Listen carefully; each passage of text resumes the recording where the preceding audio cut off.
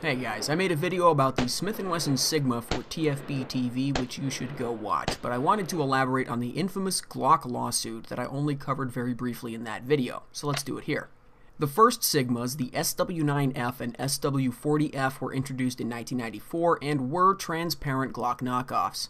Glock sued and Smith & Wesson settled in 1997. The terms of the settlement aren't exactly clear. The closest thing to an official source on this is a news article from 1997 announcing the settlement in brief. Some money definitely changed hands. The amount was undisclosed, but supposedly wasn't very much. The article puts it between 5 and 8 million. Smith & Wesson redesigned the trigger to, quote, remove the surface located below the sear in the Sigma series pistols, which Glock contends is a positive guide means, and Glock has agreed that such a modification would resolve the patent infringement claim. No, I don't know what the hell that means either. I also dug up a forum post on ARFCOM that sounds very authoritative and interesting, but is totally unsubstantiated. This poster claims that the shelf under the sear on the Glock trigger was a drop safety requirement patented by Glock. He also alleges that Smith & Wesson had to get a license from Glock to copy the gun's appearance, and reiterates that the payment wasn't very big, just enough to cover legal fees in his estimation. For lack of an official in-depth source, we're gonna have to take apart some Sigmas and Glocks to figure out what might have changed.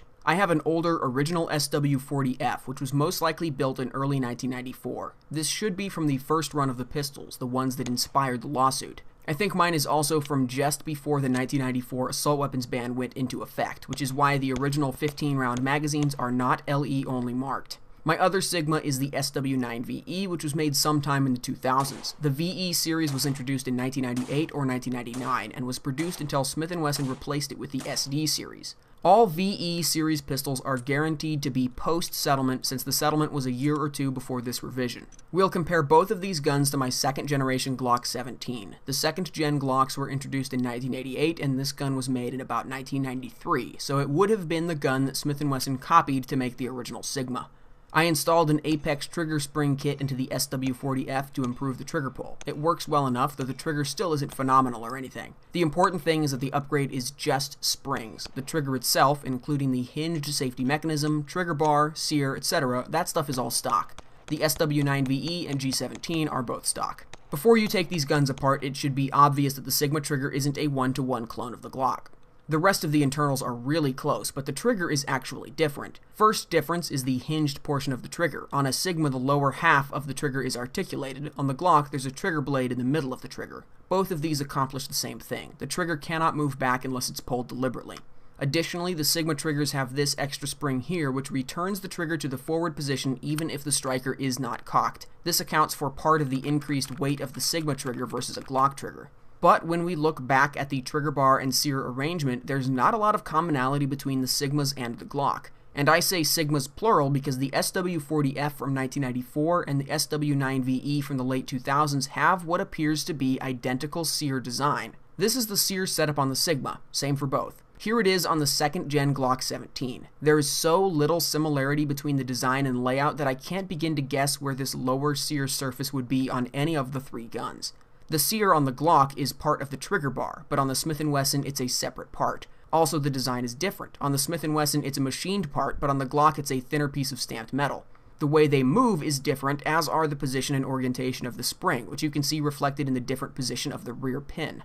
I'm pretty sure my SW40F is pre-lawsuit for a few reasons. First of all, it doesn't look like Smith & Wesson continued to produce the first-gen full-size guns after the lawsuit was settled. Second of all, in the box of my SW40F is a warranty card that references a Smith & Wesson sweepstakes for guns produced starting in 1992 and ending in 1996. The box and gun have matching serial numbers, and the box calls out the factory night sights and is labeled as high cap, though the magazines are not marked law enforcement only. So if the gun was sold after the assault weapons ban went into effect, it and the magazines were probably made before then. Unless the gun was worked on and had newer components installed sometime after the lawsuit, this is what first-gen Sigmas looked like. I can't find pictures on the internet of Sigma internals that look any different than this. So, was this whole lawsuit bullshit? The sear and trigger arrangement of these guns looks dissimilar, and I can see no difference between the old and new Sigmas. Well, the lawsuit had some merit for sure. Taking these guns apart reveals how much of the design is identical in terms of frame, locking block, firing pin block, etc.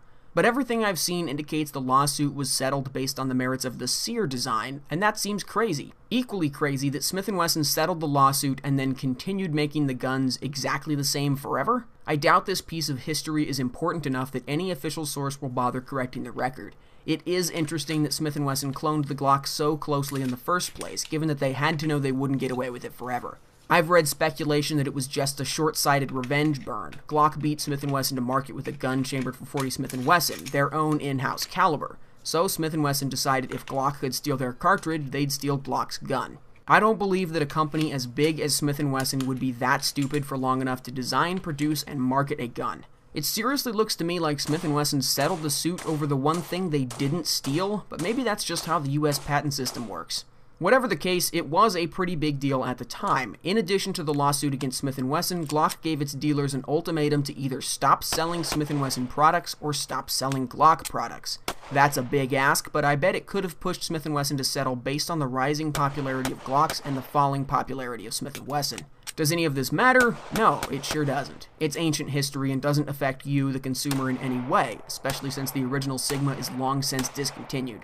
But I was curious because I like the Sigma guns and I hear the lawsuit referenced often and never fully explained. Thanks for watching. Let me know if you have any questions or any secret insider information you can share with me. Later on.